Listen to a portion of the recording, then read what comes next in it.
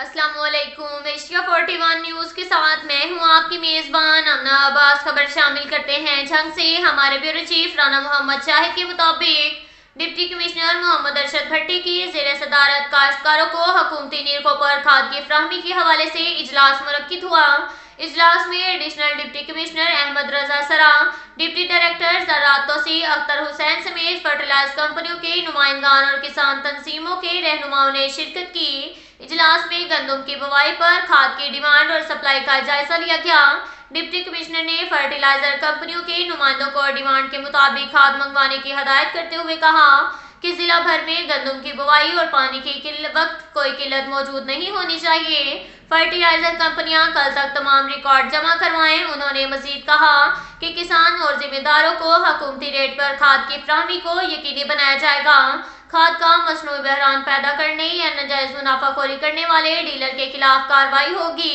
इस ज़िम्न में काश्तकारों को हर सूरत सरकारी रेट पर खाद फराहम की जाए।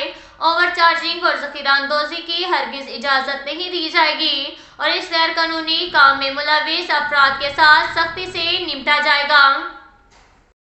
इसके साथ ही एक और खबर शामिल करते हैं झंग से। हमारे ब्यूरो चीफ राना मोहम्मद शाहिद के मुताबिक डिप्टी कमिश्नर मोहम्मद अरशद भट्टी की ज़ेर निगरानी जिला भर में सस्ते आटे की फराहमी को यकीनी बनाया जा रहा है। इस ज़िम्न में असिस्टेंट कमिश्नर अहमदपुर सियाल नियाज अहमद मुगल ने मुकामी फ्लोर मिल्स का दौरा किया, जहां उन्होंने सरकारी आटे की सप्लाई, वजन और क्वालिटी को चेक किया।